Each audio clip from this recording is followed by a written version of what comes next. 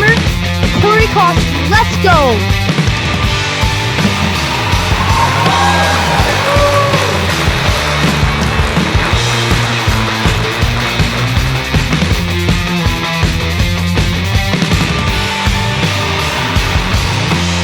To right, and it will leave. A home run for Koskie. Diving play by Koskie. Koskie with a great stop behind the bag. Fires across to get him.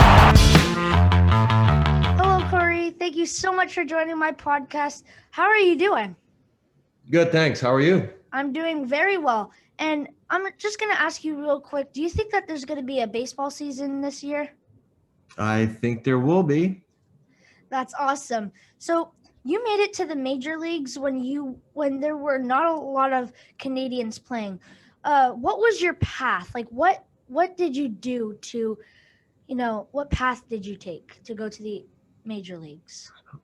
Well, like all Canadians, I wanted to play hockey and play in the NHL. And so my first love was hockey. The sport that I was best at was volleyball, and baseball was a sport that I just kind of did to pass the time between volleyball and hockey seasons. And so I kind of played junior hockey. I played hockey all through my youth. I had a full ride offer to go play at the University of Manitoba to play volleyball, and then out of the blue, a coach from Boone, Iowa, started calling me every day, and for whatever reason, I decided to go to Boone, Iowa, and take out a student loan and go try to play baseball. And I played at Boone a year, and I was like a second team All-American as a DH for junior college. And then from there, I got the opportunity to get a scholarship and play at the National Baseball Institute in Vancouver. And I got drafted out of there. And so really, it was just one of those whims. I decided that, since baseball was a sport that I played the least amount of, I said, you know what, I'm going to go try this thing out. That's awesome. So you said that you played hockey, right? And volleyball. What other sports did you play in Winnipeg? That's it. I played a little bit of soccer, or maybe a couple of games, but hockey and volleyball hockey, volleyball, and baseball were the three sports that I played. What message or a piece of advice would you give a kid playing multiple sports? Yeah, I don't know. That's always a tough one to give advice, because every situation is so unique and so different. But the reality of it is that they got to find joy and love in what they do, and don't allow other people to rob you of your joy of playing a game. And just because you have a coach or a parent that can be goofballs, don't allow them to rob you of the joy of playing a game that you love. And I've seen that a lot, is where kids at a young age allow coaches and parents to impact how they feel about a game. And they got to find a way to love the game for the game, and not be dependent on the praise of what those around them are saying to them. That's awesome. And what was it like to earn a spot on the Twins roster? Like, did you get a call, or did the manager pull you into his office? And so what happened? So the first time I earned a spot, so baseball's a little unique because they have a 40-man roster and a 25-man roster. So on a 40-man roster, you're on a big league roster, but you're playing in the minor leagues. And so for that one, I got a phone call from the general manager, Terry Ryan, saying that I made the 40-man roster, and that was in the off season. And when you get on the 40-man roster, you get invited to big league camp, and so that's kind of process for that. But to actually make a big league roster, you have to make the team out of spring training, and that's when the manager would pull you in the office and say that, congratulations, you made the team. And they pulled me and Doug McCabe. Tom Kelly pulled me and Doug McCabe in the office and told us, congratulations, you guys made the team, and basically gave us, his roll the boat speech, where basically everybody's got an oar, grab your oar and roll the boat, and something to that extent. That's awesome. And what was it like? How did you feel when you found out that you made that roster? Um, it was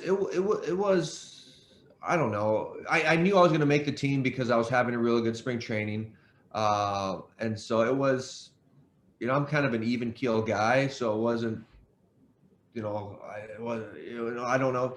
I don't know if it's different because there was just two of us in it at the same time, so we both got to share that experience, and we came out of the meeting laughing because our manager was kind of standing in front of us with basically no clothes on and just a towel around his waist, telling us we made the big leagues, and so it was kind of a kind of a funny experience. um, what is like? Is it a big difference between playing in the minor leagues than the major leagues? Well, physically, not really, because the mound is still 60 feet 6 inches away. The base paths are still 90 feet apart, and the ballparks are the same size. The biggest difference is the amount of emphasis and fans at the games, because you go from one deck to now three decks, and you fly around everywhere, and you get a lot more money on meal money, so you can go to nicer restaurants. And so those are kind of the bigger differences. And as from a hitter standpoint, the pitchers don't make as many mistakes. In the minor leagues, you might get one or two pitches to hit every at bat, and in the big leagues, you might get two pitches a game to hit. So the quality of the competition is better, and the game's a little faster because now all of a sudden, all the guys, they're the best of the best in the world, and so there's just everybody has the physical mechanics that can do the stuff, but to be able to execute on a consistent basis, that's really the biggest difference between the minor leagues and the big leagues. Okay. Who were some of your favorite athletes growing up? Well, obviously Wayne Gretzky was my favorite guy. Dale Howardchuk, Timo Solani, Dave Elliott, Pokey and the Bandit, and these are all Winnipeg Jets guys. Daniel Berthiaume was probably my favorite goalie. Sean Burke, Mike Liute. And it's mostly hockey guys. From baseball side, I was a big fan of kind of Tony Fernandez and Kelly Gruber and Devon White. That's So I awesome. had a lot of favorite athletes. So you played with some great players in your career, including Big Poppy. Who had the most influence on you? Um, I don't know. Influence comes in a multiple different ways. From the defensive side of the ball, I would say probably that my infielders that I played with, like Christian Guzman, Luis Rivas, and Dougie Makevich, they really helped me defensively, just watching how they went about the business and how they caught the ball. And then offensively, I tried to learn from everybody. But so to say one guy had the biggest influence, I don't know if there's really been the one guy. I just, my influence of the way I played the game was based off of all the sports I played. But, I wasn't good enough where I could really replicate other guys' swings and stuff like that. And so, that was, from a player standpoint, I've had some coaches that have big influences. I would say Bill Springman, my AAA hitting coach, probably had the biggest influence on me through my whole career. And the reason for that is because he was a Christian, and watching him go about his business in a major league clubhouse and watching how he treated other people really influenced how I looked at baseball and looked at coaches. And he not only walked the walk, or so he not only lived what he did, he kind of walked the walk. And so he was probably one of my biggest influences kind of on my spiritual journey to really go down the route of Christianity and follow the life and the works of Jesus Christ. Awesome. And you were involved in a no-hitter. What is it like in the dugout? And are you nervous about protecting the no-hitter? Well, yeah, that no hitter was a 12 o'clock a game, so it was almost like the only big league game that's ever played at noon. and Eric Milton was on the mound, and it was in my first year, and I didn't play that much third base. And so I was on the field for when he struck out the last guy for the no hitter, and I was hoping they didn't hit the ball to me because I didn't want to be the guy to screw that thing up for him, because to face another batter and then that guy gets a hit. So it was pretty nerve wracking. So were there some tough hits to you during that game? I can't remember. I don't know. I maybe got one or two balls hit to me, but I don't remember any like really difficult balls. Okay, so you were a part in a of some big great teams in the early 2000s. What were the most memorable moments during that time? Um, I think a couple of the most memorable moments was my first 2 years. We weren't that good. Um, and then our third year we started off really hot, and we're leading the Central Division by like 12 and a half games by All-Star break. And just to go from being basically a nobody on the map in Major League Baseball to now all of a sudden being something that's a powerhouse. And then the following year, when we ended up beating Oakland in the ALDS, and moving on to the ALCS. That was probably one of the most special games I ever played in, was Game 5 and winning that game and moving on to the next part of the series. Um, it seems like every batter goes through slumps. How difficult is it to get out of a batting slump?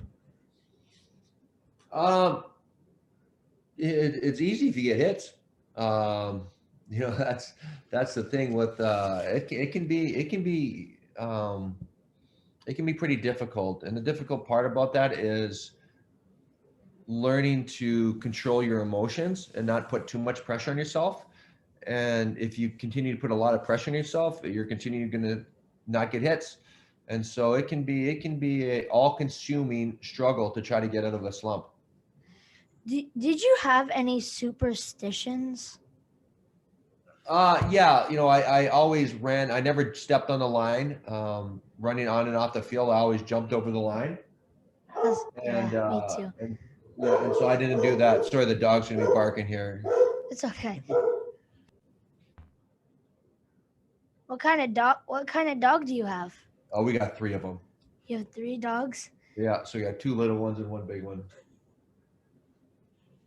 And so they should be all right. We got my son's controlling them, so they're okay. Okay. So I read that you were a big fan of the Blue Jays growing up. What was a bigger thrill, playing for the Jays or representing Team Canada? Representing Team Canada. Anytime you're able to put on a jersey that has the name of your country that you're born and raised in, is something pretty special, especially when you have the flag on your shoulder. To be able to represent your country was an extremely powerful event for me. Especially when you're playing against other countries, against USA, Mexico, and so there's a lot of national pride that goes into this, at least for us.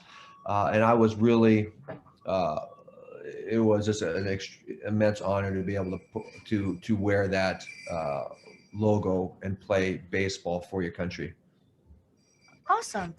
After your career, you started Planet Fitness. How important is fitness to kids my age? Extremely important. Instead of sitting around playing your video games all the time. I don't know if you're a big Fortnite guy. Are you a Fortnite guy? A little bit, yeah. I play every Sunday, so yeah. What other do you have any other games? I have NHL 20, MLB 20, I have tennis, football. I have a lot of sports games. Okay. Yeah, fitness, activity, not even only fitness, activities, going out doing stuff, going out and being in nature, connecting with nature. It's important, and so you're not just stuck in front of a screen your whole life, because there's more than life than Snapchat and Instagram. So you're now coaching baseball. What is your coaching style, and can you talk us about talk to us about Linklead. Yeah, so my coaching style is somewhat different than a lot of the coaches. My belief is the game is the best teacher of the game. My job is to work in practice and coach the kids in practice and allow them, put them in a situation where they can play a game, because the game is meant to be played, and the game isn't meant for me to yell at them and tell them everything they need to do. And so I coach during practice, and I coach very minimally through the course of a game. I ask a lot of questions of the kids, versus telling them what to do, to try to understand their perspective. And so basically those are the two of the biggest things that I do differently than coaching. So that philosophically, that's kind of where I fall into.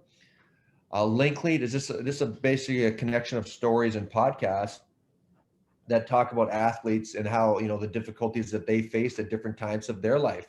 And so as a kid, we all have difficulties and struggles. And just because you see an athlete now where he is and how good he is and how he looks like he has everything put together, well, that's not the reality of the world that they came into. And everybody has stuff that they go through, and everybody has stuff that they've had to fight through and deal with. And that is the world that we live in. And so knowing that other people who are great athletes have dealt with a lot of stuff, hopefully that provides some support as kids and other people go through their stuff. Okay, so now we have some rapid fire questions. Are you okay with that? Yep. Okay, so who was the hardest pitcher you've ever faced? Damascus Marte. What was your favorite ballpark to play in? Fenway. What was your best single game performance? Best single game. A game at against the White Sox. I think I hit 2 home runs and maybe 2 doubles. Outside of the World Series title, what would be the biggest thrill? An Olympic gold medal or a Stanley Cup championship? Stanley Cup. Which clubhouse has the best food in the majors? Oh gosh. Tampa Bay. Who was your favorite roommate on the road? No, we didn't have roommates. Are the baseball seasons too short, too long, or just right? Right. What team were you always most excited to play? The Yankees. What is your favorite baseball movie? And if so, is that baseball movie really realistic?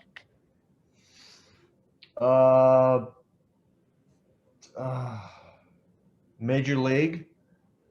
And no, it's not realistic. What was your favorite pitch to hit? Like a curveball, a fastball? Fastball. When you're standing on third, a no hitter, do you want the ball to get hit to you, or rather it get hit to someone else? Somebody else. What is the best piece of advice you could give me and my friends? Oh my gosh, that's not a rapid fire question. That's a thinker. I said, don't allow other people to rob you of your joy. Awesome. And I want to thank you so much for joining my podcast. I hope you enjoyed it, and we'll be sending you a hoodie if you would like one. And thank you for joining.